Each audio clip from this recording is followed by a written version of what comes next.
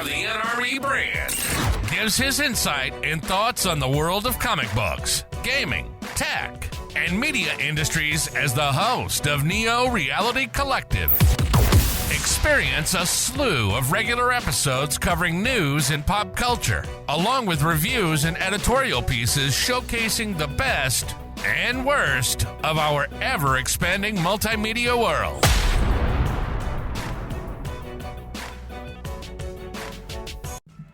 Hey everyone, this is your host Eric Brown of Neo Reality Collective, bringing you something a little interesting in the space of content creating on my side of the NRE brand. So the NRC brand, which has done marginally well as far as I can tell from my perspective. I'm not like other big YouTubers, but for my personal status.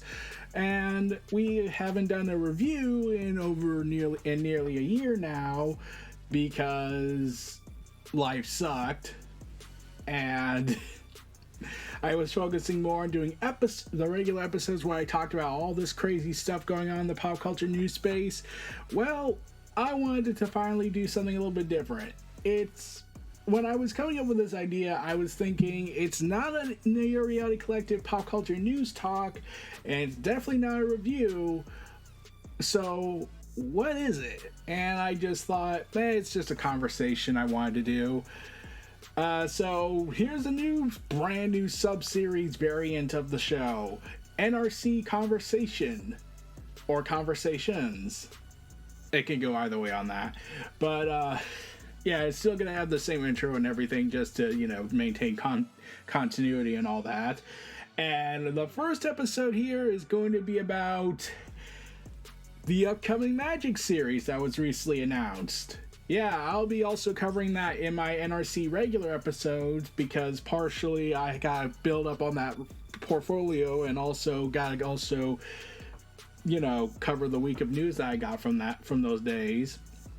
But I'm kind of cautiously optimistic with the upcoming Magik series that's starring our favorite resident mutant, Magik, aka Illyana Rasputina, because the head editor of the X-Men books has a history with Illyana Rasputina in the, oh my god, I want to slap my forehead, this is Dan DiDio all over again.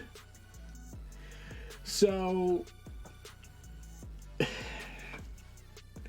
yeah, the head editor and Marvel Executive Vice President Tom Brevoort, I'm pretty sure I failed to pronounce his last name, sue me, had famously, that got more track again when he was becoming the head editor of the X-Men books, had said in 2003, and then it was reprinted again in 2014, saying this: "The things you like about the book and the characters aren't the things that work for me. I'll tell you this much,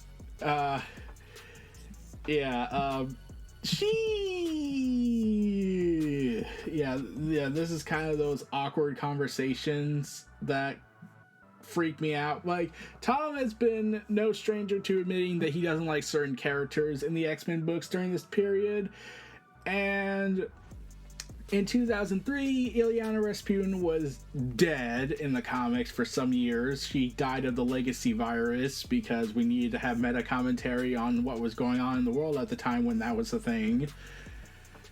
And then they killed her off, especially after the first Inferno event. And he would talk about certain things, and he admitted that if he was the head editor of the books, he wouldn't be very nice with Illyana, because he said, "The things you like about the book and the characters aren't the things that work for me. I'll tell you this much. Was she not already dead? I delight in dropping a concrete block on Illyana Rasputina's head. So annoying did I find her magic persona." And when I first read that and found out about it, I immediately was like, oh god, this is going to be a Dan DiDio hates Wally West thing, isn't it? And then I found out that in 2014, years after Magik was resurrected, because of course, added a little sarcastic post saying, "Illyana is alive again these days. Joy." God damn it. So Yeah. And Bleeding Cool, the comic book news site and various other stuff of publications, had gotten some gossip that Magik would be a prominent character in the From the Ashes era of the post-Krakoan age, because we need to synergize with the TV show and the eventual X-Men movies, because screw you Marvel. And undoing all the years of work that was done in that for the most part. But yeah. So Bleeding Cool's Rich Johnson actually messaged on Substack in a Q&A session to Tom on his Substack newsletter, saying, "Tom, quite some time ago you expressed your disdain for the character of Illyana Rasputina Magik and your lack of desire to do anything with the character. Now that she is front and center, can you tell us your recollection towards the character? Reconciliation, I mean." And he then wrote this: "In the past, I haven't liked Magik pretty much at all, but that doesn't mean that the character doesn't have fans, lots of them. And being in the position I'm in now means that I can prevent her from being written in the manner that used to irritate me, so there's no problem with using her." So this is more or less saying, well, since I'm now in charge, I can write her the way I can editorially mandate what she needs to be in my eyes, and not the way the other editors were doing it. And then it was finally announced in the plan of Tom's master plan for the X-Men books that he was going to have an X book every single freaking month. A new number one, to be exact. So, yeah, that's concerning. So when that was announced, it was announced that Magik would actually be getting her first ever ongoing series. Yes, the character's been around since the 80s, became Magik a little bit around nearly in the 90s, if I'm correct in the timeline placement, and has done a ton of New Mutants books, has been made a significant threat in the Marvel Universe, and this is her first ongoing series. She had a limited series, especially her origin story when she was kidnapped and raised to be the Queen of Limbo and the demon to rule the world. And there were rumors, and I want to bring this up. So there were rumors when Fall of the House of X was coming out, that apparently the plan was that there were unverified rumors that Marvel was going to kill off a whole bunch of characters and then eventually make Magik a villain and turn her into a villainous character, which is 100 different flavors of messed up. Luckily, that wasn't true, so we're safe for now. But I heard she was getting a solo series, an ongoing to be exact, and Marvel's policy also says that now that they're going to do about 10 issues of an ongoing, and if it does well, they'll make it a long-running ongoing, and if it doesn't do well, then they'll stop it at 10 issues, so that's part of their new policy instead of 5 issues that they used to do. Personally, I would go for 12 just to even out the trades. So, yeah. And I've kind of wondered how Magik never had a series of her own that was an ongoing. Like, I know she was more known being in the New Mutants books, and there was certainly some great stories in there. I enjoyed the Labors of Magik storyline when I was back in X-Men Hardcore with the Krakoan era. Hurrah. And in fact, that really got me back into comics permanently, thanks to Hickman and Linkara. So Magik is getting a series, and it's going to be written by Ashley Allen and drawn by I try to pronounce this artist's name, but they recently did Black Panther in the Loki series last year, so I wanted to try and pronounce it, but I failed miserably. And there would even be a foil cover variant by Dyke Ruin, and there would be a regular cover by J. Scott Campbell. Can we get an art journal variant, please? Or Mark Brooks, or more artists, please, on cover art? Because it's going to be awesome, hopefully. And I became cautiously optimistic because, one, the way the series is pronounced and has its titles and whatnot seems to indicate that we're going back to bringing back Darkchylde and a whole bunch of other weird stuff going on in the realm of magic and demonic stuff. Also, I just gotta mention this, the J. Scott Campbell cover it looks like a heavy metal album, and for God's sakes, the fact that that's not even a thing is kind of awesome, is kind of depressing. But yeah, the cover is actually pretty damn awesome. But I like the Dairun stuff more. It's just, I just like it more. And Baltimore Comic Con's coming up here in the States soon, and Tom's actually going to be at the event. I'm excited for that. I'm actually planning to hopefully talk to him in a positive outlook, because despite me not liking certain aspects of them in their opinions, they have the right to an opinion, unless they're going to go Dan DiDio on it and make everything a complete wreck, where, like, you know, editorially mandating that Wally West needs to be a mass murderer in a mental health facility in an era where everyone's already freaking out about paranoia. So anyways, the world sucks, right? And I actually did say I wanted to see a new Magik series. Actually, I actually pitched the idea that Magik would have a immortal title, because, let's be real, Al Ewing is awesome and we demand it. So, yeah. When I heard this announcement, I was going ahead and being all ecstatic, but yeah, I got nervous with the editorial stuff that could probably happen, and the fact that she's on Cyclops' team currently that could lead to,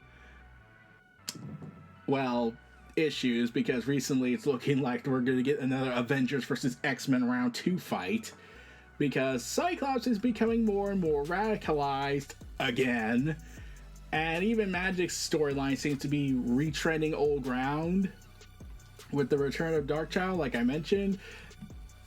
Though I could have sworn in the labors of Magik she's conquered that old past of herself. She's made peace with it for the most part, as one can be at peace with being kidnapped and having your childhood taken.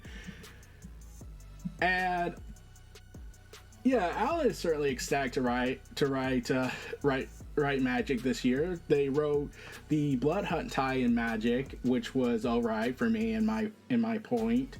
But there's also something I've been wanting to say. Can we finally address Kate Pryde and Illyana as a couple? Can we? People have been wanting it for years. They certainly do tons and tons of teases, and Kate Pryde is fully a bisexual character now, since they stopped doing the subtext and even the outright admittance to it before finally just embracing that it happens.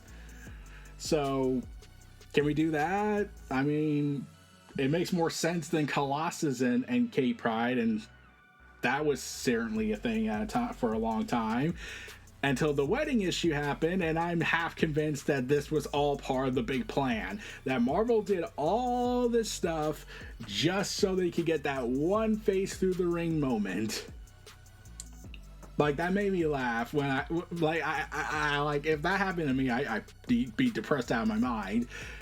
It's just the vibe I got from it. It's like, you know, something when you get that vibe where you're reading something or watching something and it builds to a moment, and then you get the vibe that, yeah, this only happened because they wanted that moment to happen on screen or on page, right? Like, anyone else gets that vibe? But yeah. And also, I don't think they ever explained why she got rid of the gold armor and went back to her classic modern iconic outfit. I mean, I thought the gold outfit was awesome, but I like the iconic outfit. It's just I'm more used to, I was liking the gold for the most part. I would have loved an explanation instead of just, hey, we're going back to the 90s mentality. Oh, and yeah, I even tweeted the writer of the upcoming series. It's set to launch on January 2025, so be ready for that. January 8th, to be exact. And I actually tweeted the writer of this book on Twitter, still calling it that, Elon Suck It, that, hey, are we going to get a reunion and probable coupling with them, with Kate Pryde and her? Like, come on, let's do it. And certainly got some likes on that. And yeah, I just really have been wanting to say this for a little bit. Like, Magik's become one of my favorite characters in the Marvel Merry Mutants brand.